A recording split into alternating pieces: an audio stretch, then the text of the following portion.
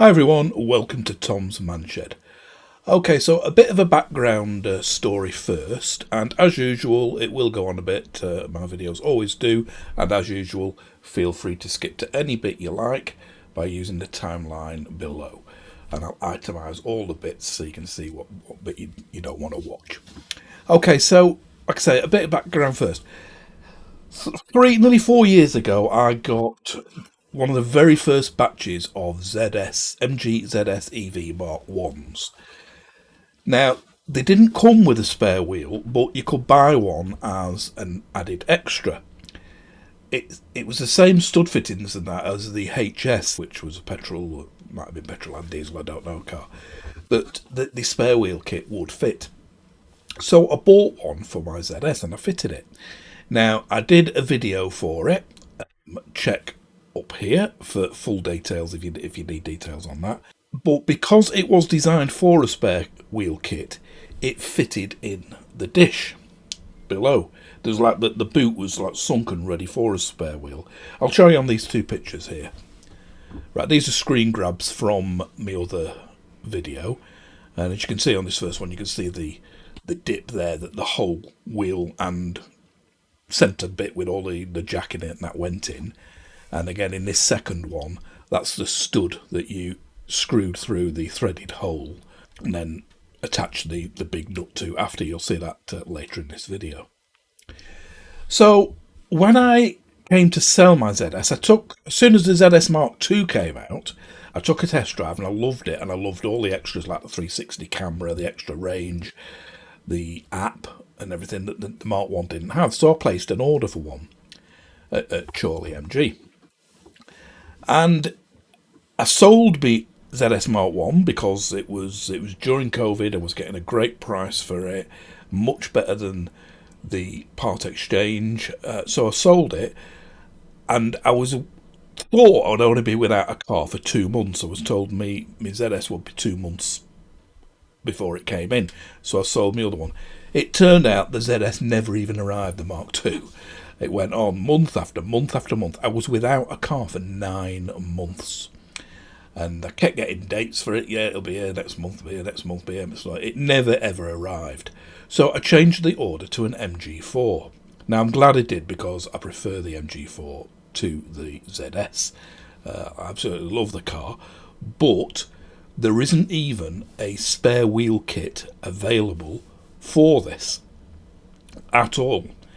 It just relies on the thing that most cars have now, which is like a foam sealant and a compressor, sort of like a cheap plastic compressor, and you attach it to the sealant to the compressor, put it on your tyre, pull out the nail or screw, whatever that's caused the problem, caused the puncture. This is the idea anyway. And turn it all on, plug it in the cigar socket and turn it on. It pumps the sealant round into your tyre, seals the hole up, and it's good enough to get you to a tyre depot. Now, all well and good, and you can turn off this video now if you're fine with that. If you've used them before and you like them, great, just stick as is. But it's a personal bugbear of mine that I do not like them. I absolutely hate them, and I think you should have a proper spare wheel. And get your home spare wheel, not a full-size alloy or whatever. There is also another alternative. Now, I've got a kit car, a Grinnell Scorpion kit car. Here's a quick picture of it. Fantastic car, absolutely love it. 25 years old, 25, 26 years old now. Yeah, 26. And but as you can see, it's a three-wheeler, and the front wheels are a different size than the back wheel. So even if they were all the same size, there's hardly any luggage carrying capability on it. There's nowhere to keep a spare wheel, and they're both different sizes. So for that, I carry a similar thing to what I've just described in the MG, but it's all in one. It fills it with this foam. You can also get these kits.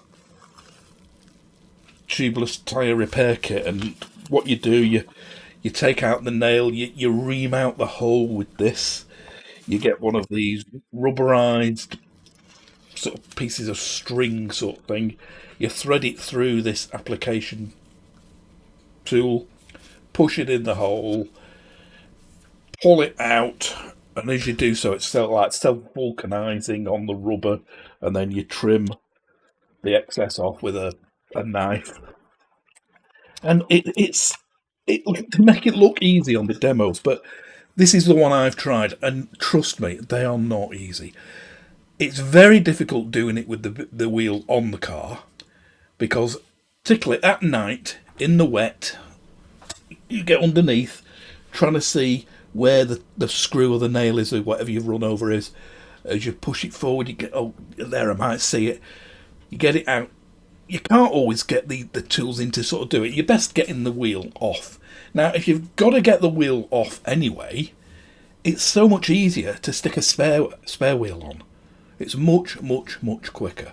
And these things, this and the sealant kit, are only good if it's a perfect sort of hole and not in the side walls or anything like that. If you have like an elongated hole that's been wobbling around a bit, or you've got a crack in the sidewall. I had a tyre on a trailer tent literally explode just as I'm leaving the campsite. Massive bang, and the tyre had gone, and the sidewall had exploded. Okay, probably they'd gone a bit past the sell-by date, the tyres, but they didn't look too bad before I set off. And there was this almighty bang, and it just literally blew itself. I had a spare wheel, absolute doddle to swap the spare wheel and then get a new tyre the following day. No chance with something like this. I'd have been stranded without any form of spare wheel. Plus, once you've used these gel things and these aerosols, even if it is a nice clean hole, you go and try and get it repaired. If it's almost a brand new tyre with loads of tread left, your tyre depot won't repair it, because there's all this stuff sloshing around it inside it. So it's a new tyre time, even if you've tons and tons of tread left. So that's my rant over. I do like a spare wheel. So like I say, if you can live without one, by all means, don't bother with this video at all. But what it is, because I had this kit for the ZS, it was just stuck in the garage. When I sold me ZS, I took that. I obviously didn't let it go with that, because it was going to go in my ZS Mark II. So I stuck it in the garage, ready for the ZS Mark II. ZS Mark II, like I said, never arrived, and the MG4 hasn't got the facility. It's not got the dish in the floor ready to put this kit. But I thought, I'm going to put it in anyway, and I'm going to carry it. Now, warning, if the height of the boot, or the luggage capability, the luggage capacity of the boot is all important to you, this is not the thing for you.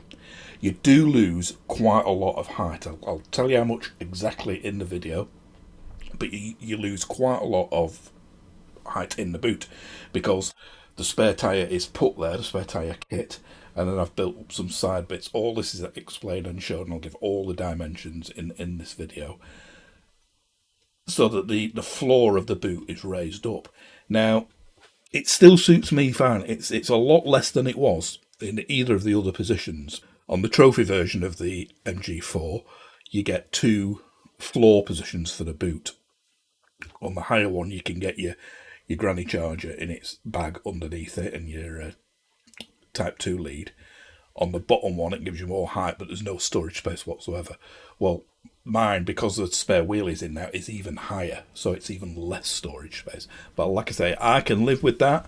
I'm just on my own, hardly ever go on holiday. If I did, I'd still get all my luggage in there, no problem whatsoever. And nothing I have done in this video is permanent. I've not drilled, I've not screwed, I've not glued anything. So everything can come out, and the car can be absolutely factory spec for when I sell it on, and no need to sell it with all this. So if it is of interest at all to you, fitting a spare wheel kit to the MG4 with loss of boot space, carry on watching this video. And yes, the wheel does fit. I tested it first before doing any of this, and it is the same size. All the studs fit, stud spacing and everything. So I show that at the end of this video. But for now, let's get straight into it and I'll show you exactly what I mean. Okay, so my MG4 is the trophy version, and that has a 2-level boot. So I'm not sure how the standard, the SE version goes. But if you can see here, it's like a 2-level thing. On this level, the lowest one, it goes under these 2 clips here. And then when you take it out, you can see there are foldable flaps, and these are held in place with these magnets. You can see 2 at the top, 2 at the bottom on each side. So when you want to raise the level,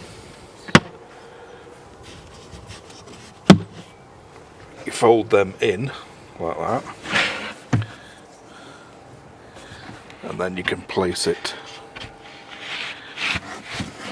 further down. So if we want to raise the level more so that you can get maybe something under that little bit there, because on the when it's fully in, there's hardly any gap whatsoever there.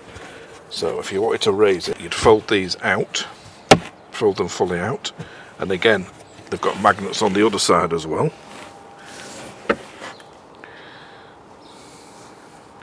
Don't know if you can see them. That's where my thumb is, so when it's out it clicks in place. So get it out, and when it's out you insert it in that top bit there, under that and under that, and that gives you that extra height. So I'm going to put a raised parcel shelf in now, and I'm just going to measure the height in that position and the other position, and then I'm going to measure it with my raised floor and the spare wheel in, and see how much we lose by carrying the spare wheel. Okay, so in the high position we've got 16 inches of height. That's with the boot at its highest normal position, not the position with the spare wheel in. We'll have even less then, but in its normal sort of high position. And with that in the high position, you see you've got under there, you've got enough room to stick your granny charger in its bag under there. So in the lowest position,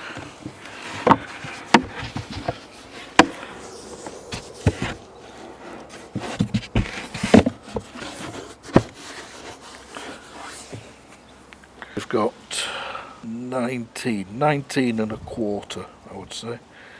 19 and a quarter inches. So it's about 3 1/4 inches headroom, so you could fit a 3 1/4 inch item under there, and that's the standard fit. So that's, as you buy the car, that's the actual standard fit.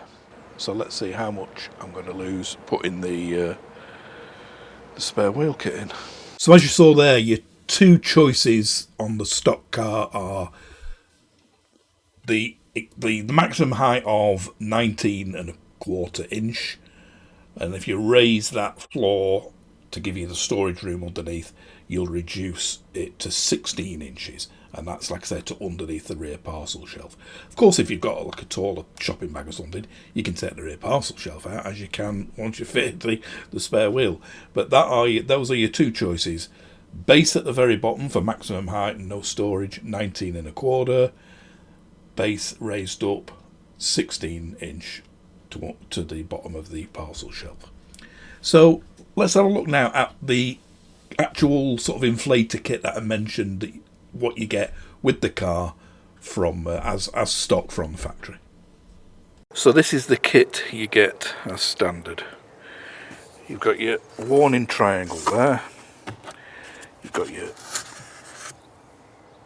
tow hitch there which screws in the front if you're being towed, which you're only supposed to do at certain speeds, I think, and for hardly any distance, but anyway. And this is the way you're supposed to repair your puncture.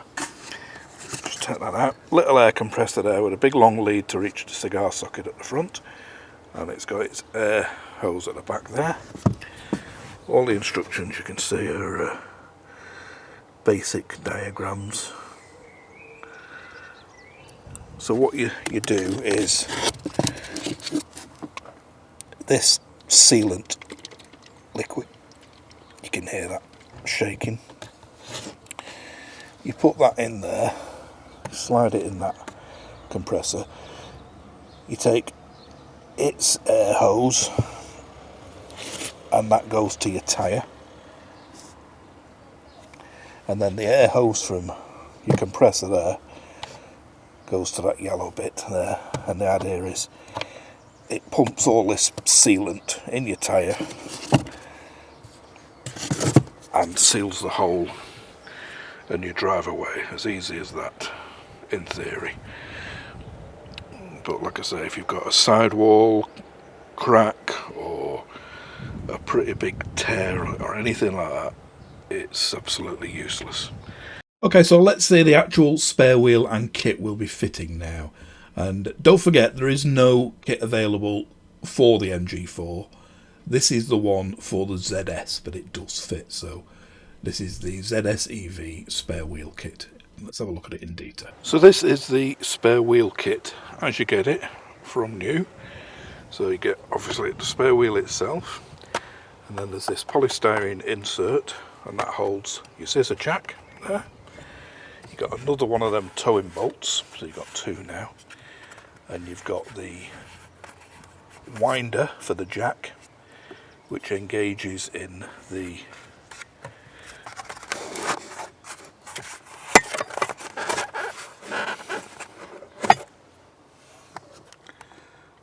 wheel brace. I won't take it out, but the wheel brace is hidden in there. So once you take the jack out, you've got a standard sort of wheel brace. You'll see me using it soon. So you've got that, and that's all the items you get in the kit. Now in the ZS, there's this centre pillar screws in a hole, threaded hole in the base of the ZS, because that is designed to have a spare wheel. It also fits, it's the same one as fits the HS, the MG HS, which is the petrol version.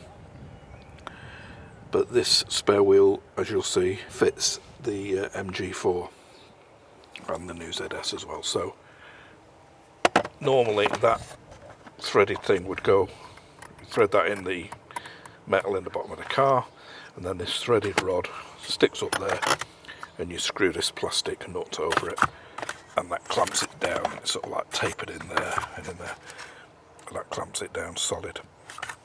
So obviously we've no means of clamping it down solid, but as you see when I've finished, it's not going to move anywhere. So I'll show you now the extra bits I've made, the foam and the wooden bits. And as you'll see in the end, when they're all in place, it's like as snug as a bug in a rug. So I'll show you now the wheel in position and all the bits of foam I've cut to hold it in that position. I tried various configurations. That centre polystyrene bit, I tried it the other way up so that the prongs of the jack, which was sticking out higher, that you'll see in a minute, were in the two holes of the tyre, but then the whole polystyrene thing is higher up than the tyre, and it makes the base tray wobble. So tried a few things. This was the best method I found. Whether you found a better one, I don't know. And the foam I used, it was just from, it came with my 3D printer, I think. It's in a lot of packaging now. It's quite a dense, nice, quite firm foam, and it cuts dead easy with a bread knife.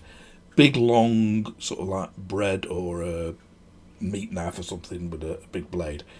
Cuts brilliantly with that. So let's have a look at what I did. Yeah, so this was my logic with making all these pieces.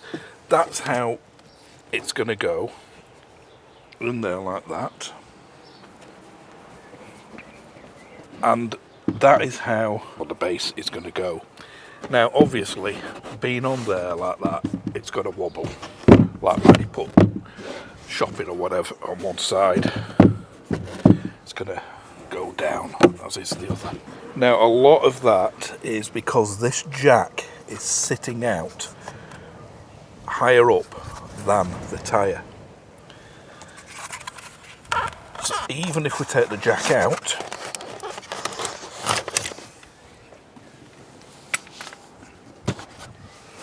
so with the jack out and the board, it's now on top of the tyre.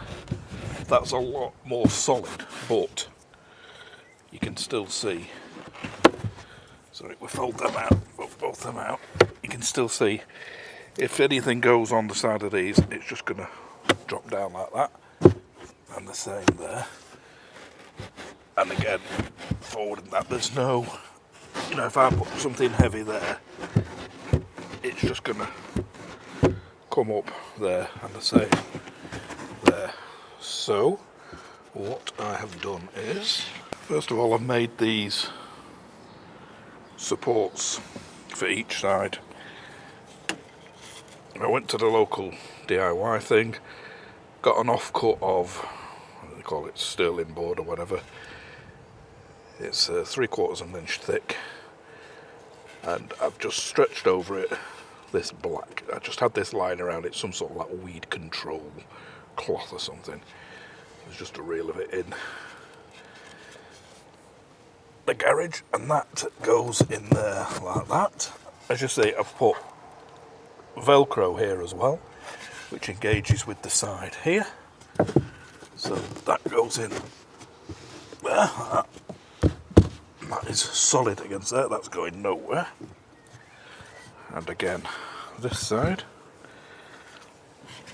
Velcro at the front there.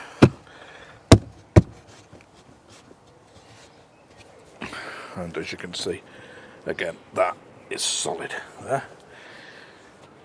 So that sorts that bit of the base out. So as you can see, with these, the side panelling, we've got a tiny bit of movement there, because I think I did that side bit just a couple of mil too low. There's none at all in that there. So maybe I'll raise that plank up, which will put a bit of a slither underneath, but it's nothing really, it's not going to go anywhere. But I thought, even though that weighs a ton, and I can hardly push it, if going round a corner at extremely high speed, it could still go left and right and backwards and forwards. So I made this bit for the back here, and with that pushed fully forwards like that, that goes perfectly in there. So there's no way that is going to go forward and back, and it's that really dense foam. So that's that and that. Now sideways, unfortunately, I didn't have any black this thick, so that goes there like that.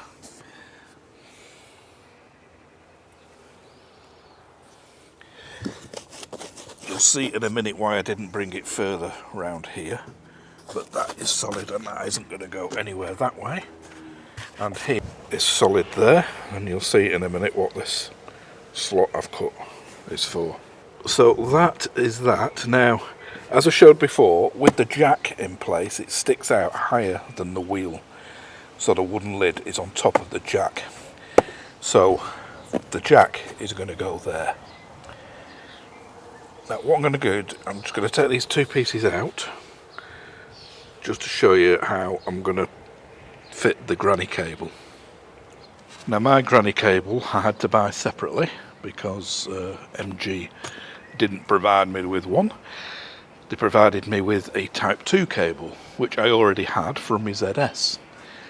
So I've got two Type 2 cables now. I asked them, can you not swap a Type 2 for a granny? Because everybody else seemed to be getting a granny cable, but it was a firm no. Sorry, we can't. So this is my granny cable now. So that's the case for it, which normally would be under the boot. But now what I'm going to do is put it in here. And I've sort of worked out the best place for it is. Okay, so you can see now, granny cable is in there. The wires are coiled up there. That'll go down under a minute. Dial in. That's the charge part of it. Got the foam thing here. That's the spare knob. We're not even going to need that, so you can just keep that at home. Or if you wanted, you could keep it under there. Doesn't get lost then, and when and if you sell it on, you can keep it. So the jack in there is nice and snug, and the base of it is against the floor, and it's below the line of the tyre. So that's in there. I don't know what this tube is here, but it's still protected as it was by the original floor, and that's all in place. So now what, I had a choice. I could either shove this boot, this base piece, right to the front like that, right up against the back seats, but that leaves me quite a gap here for things to fall down. So what I'm going to do is I'm going to position that there like that. I'm going to as well, I ran out, I'm going to put some more, I only had some little tabs, some more Velcro around this tyre to grip with the back of that, and again I'm going to put some along there. You only need the sort of like the half the Velcro, the hooks, and that engages with the carpet, and that will keep it a bit more solid, but it's going to go nowhere because it will be held in with my tool bags, as you'll see shortly. So what I've chose to do is pull that forward to there, but obviously that's then leaving a gap there. So I've made two more bits of foam. So that's with the two bits of foam in there. Unfortunately I didn't have a piece of the black plastic, that black foam that long, so but that stops the boot sliding forward. And even with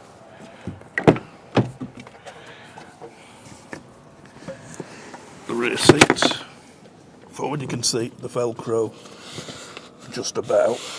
The Velcro holds it in place, but again they're not going to go anywhere. The rear seats are up all the time. There is this gap here that if you had something in your boot with the rear seats down, could fall into there, but it's if I could extend it round there if I wanted, but and again I could put a bit of Velcro on the front there, but I'm quite happy as it is. It's going to go nowhere. The seat pushes that back. At a later date I might make a slightly wider one, but that's a minor point. But what I have noticed is this gap here. So there is a possibility of things going down there. So I'm going to get some foam and stick it with double-sided tape maybe to this ridge here. So I'm going to do that now. I haven't made it yet, but I'm going to do that now. So apologies earlier on for just seeing me back. As I said in the caption, the Osmo Action small handheld camera for some reason didn't film that bit as I'm going around showing you all the granny charger in its place, but you can see it now, and this explains exactly the new position that I'll be keeping the jack in. Okay, so that's the whole thing in now, and you can see, so just to recap, got the granny lead trailed around there and under there. All of these are lower than the height of the tyre. That foam one stopping it moving that way, that's stopping it moving that way. It's up against this bulkhead here, and that foam one there, and we've just added these two foam pieces here. I was going to glue them in or stick them in with VHB, very high bond tape. Well, as you'll know, this sticks like I don't know what, but not to this foam.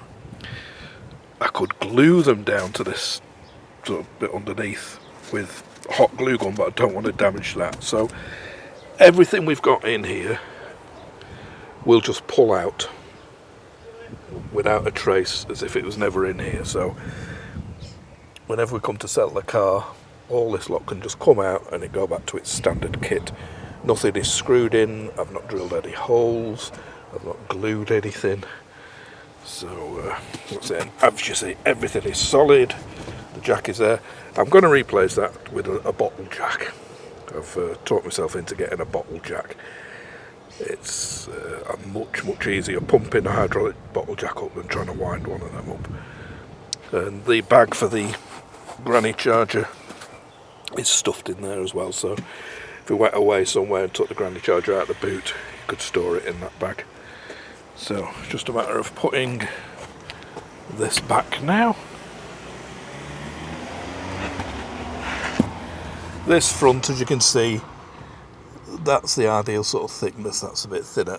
I'm going to again redo that, but for this video that will suffice. I've run out of Velcro anyway. Like I said, I was going to put some more bits of Velcro on top of the tyre just to help hold this on, but that's fully forward there. But that's fully in now. That's forward. I decided to just leave. In fact, I'm going to put it in the carriage. It's only taking space that we could put a bottle of milk down there. So that'll go in the garage for when I sell the car and sell the spare wheel kit. And as you can see, it's solid now. It's not going anywhere. The sides are supported, and I can put my bags back. If you didn't see my video on these bags, check the link above. Again, they're ideal because they come with Velcro already on the back, and I've got all sorts in here: tape, tyre inflator, quicker tyre inflator than normal, first aid kit, jump start battery pack, everything. So they go each side. And right, we'll just measure how much height we've got now with the parcel shelving. Okay, as you can see, height now we're down to 14.5 inches in height. So yeah, still a fair height loss, but for me it's still fine. There's plenty of room for 2 or 3 bags of shopping, which is all I have in the back 99% of the time, or a toolbox or whatever. Most of my trips to the model flying field are long loads, not high. So again, I've still loads of room for my models, the same length as before, but it's now in there, and like you can see, it's going nowhere. So that's that, and these are the bags in place. So I've got a cloth for lying down in the wet, torch, spanner for the battery, fuses, jump start pack, V2L socket, all sorts of stuff, waterproof cover for the V2L,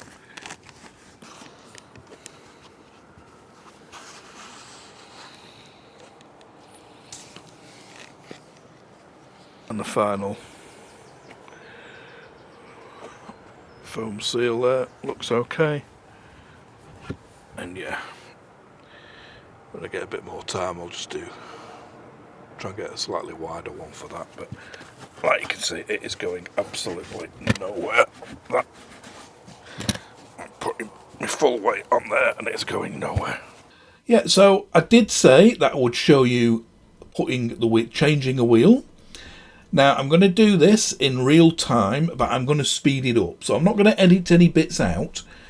So you'll see me start and then the squeaky voice and that as it's edited up. And I'll try and put a clock by the side, but if I don't, I'll put the amount of time it's taken me from getting out the car, noticing you've got a puncture in the middle of nowhere or whatever, to getting the wheel out. So obviously you've got to get your luggage out and everything, but you've got to do that to use the aerosol thing anyway.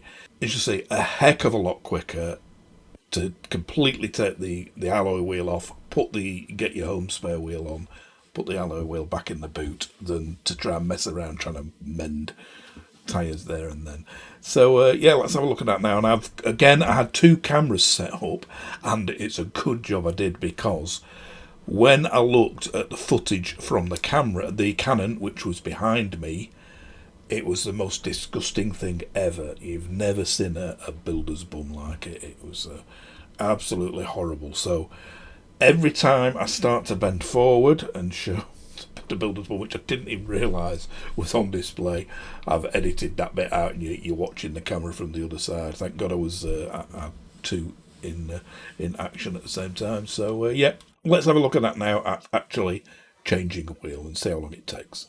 Okay, so I'm going to do this live. I've never jacked the car up using the scissor jack before. I've tried it once on the with a trolley jack, but I'm doing it as if we'd actually had a breakdown. And so I'll try and put a timer clock on the left hand side. I'll be speeding this bit up anyway and telling you how long it takes. So from beginning to end, let's see how long this takes. So you've broken down on the roadway.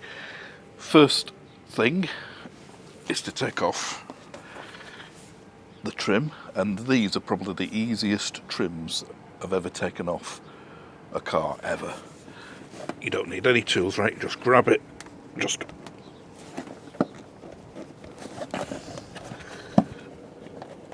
so it says easy.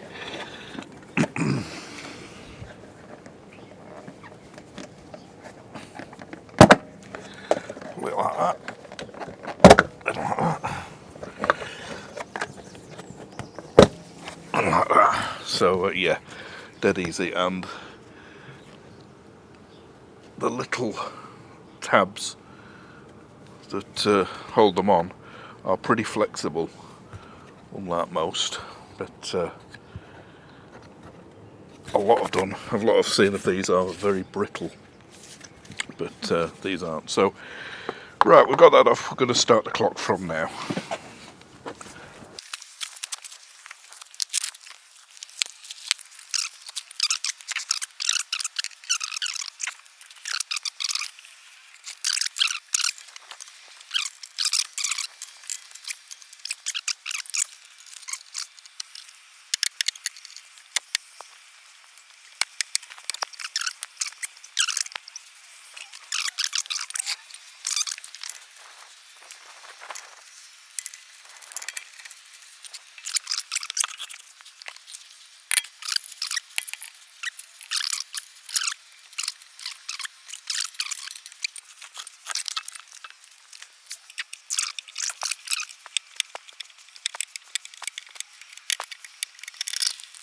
Right, I'll stop the clock here, because we've only got to put them back in the boot and the spare wheel, and you're driving away. So I had 1 minute to put them in and close the hatch, and you're driving away.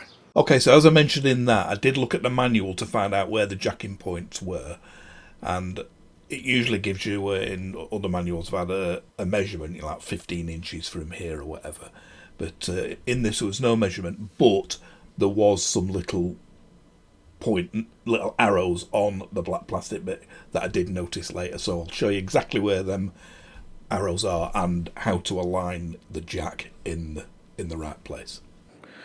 So yeah, like I said, in the actual manual, I'll show you the page from the manual here. It doesn't specify a distance to put the jack, but while I was doing it, I did notice, I don't know whether you can see it there, that little arrow. So there's one of them there, and there's one there at the front. So that's where you position your jack. So directly under that arrow there, that's where you put your jack, and that's the slot, and that goes around this lip here. So as you jack it up, I'm obviously just lifting the jack now, the whole jack, but as you jack it up, that engages around the slot like that.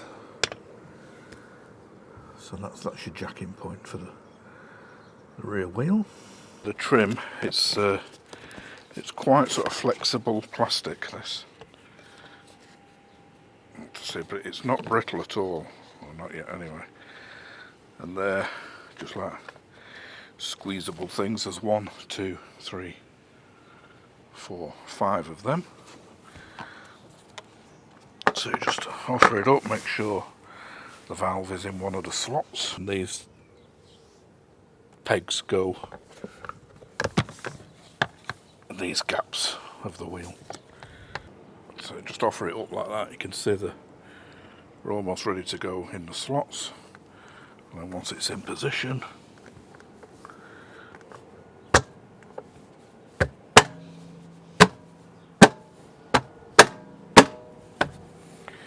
just give it a thump in place. Okay, so as you saw there, dead easy, despite the blip at the beginning of the video when I was taking them off. They are dead easy to take off, them trims, so you shouldn't have any trouble with that. Right, I'm just going to squeeze this bit in now. I've just been to Lidl's, me weekly shop on a Thursday, just to show you that in the real life situation there is still tons of room available in that boot. I was quite surprised. I lost less than I thought, 14.5 inches now instead of 16.5, so I've only lost 1.5 inches from where I had it below, because before I had it on the highest one anyway, because I kept the granny charger under there. So let's have a look what it actually looks like in real life with a real load of shopping for just one person in there. So just to show there's plenty of room, I've just got back from Lidl's. This is the day after I filmed the previous bit, and as you can see there's 3 shopping bags, that's all I ever have, but there's plenty of room for more, and the height is fine. Even with my little canvas bags in, you could get loads more in there. Milk shoved down in there, 2 boxes of Coke, and it's all the room I need. But if you did need extra, if you wanted the extra height, you could rip it all out. As you can see, the parcel shelf fully shuts. So there you have it. Hopefully it has been of some use to you if you're thinking of doing the same thing. As I said before, if you need massive amount of space like Tesla Bjorn doing a banana box test or whatever, it's maybe not for you, but I did only lose 1.5 inches of height. Now again, a lot of people have said, instead of changing a wheel, ring the RAC or ring the AA. Well, again, I've done both of them as well. Not for punctures, but for breakdowns in me kit car. I've been in both the AA and the RAC, and I've had great experience most of the time with both, and the odd bad experience the other time. Once on a bank holiday, I waited 5 hours for a flatbed truck to arrive to take the car away. Its clutch had exploded. And another time they didn't even turn up. Again, it was another bank holiday, and they didn't turn up, and in the end I sorted something out and I rung them back and said forget it, and that was after about a 3-hour wait. So if you're lucky on a quiet day, you might be okay, but again, middle of nowhere, in the dark, in the wet or whatever, if you're trying to repair a tyre using any repair kit or the foam, in my experience, it takes longer than just popping a spare wheel on. So the choice is yours. Hopefully it just gave you some ideas if you're going to do it. Now the kit itself, I put on it loads available on eBay. I'm not going to put an actual link because there's a few different ones, and there's none. I think there is one on Amazon, but it's slightly different. But keep an eye out for one, and always check it's suitable for a ZS EV. And if it is, you won't find one if you're searching for a spare wheel kit for an MG4, because there isn't one. Like I say, it is the ZS EV one that fits, and quite a few come up on eBay every now and then, unused like mine is, just people selling them on because they've changed the cars. So it's worth keeping an eye out for, and they're seem to go for 100-ish, 130 quid. So if it has been of some use and you've enjoyed it, please give us a thumbs up. I'm not getting many thumbs up on most of my videos. Thumbs down if you don't like it, by all means. If you haven't already subscribed, it'd be great if you could do so. Please click the little picture here of the shed. Thanks for watching this one. I'll be back very soon with the next one. Bye for now.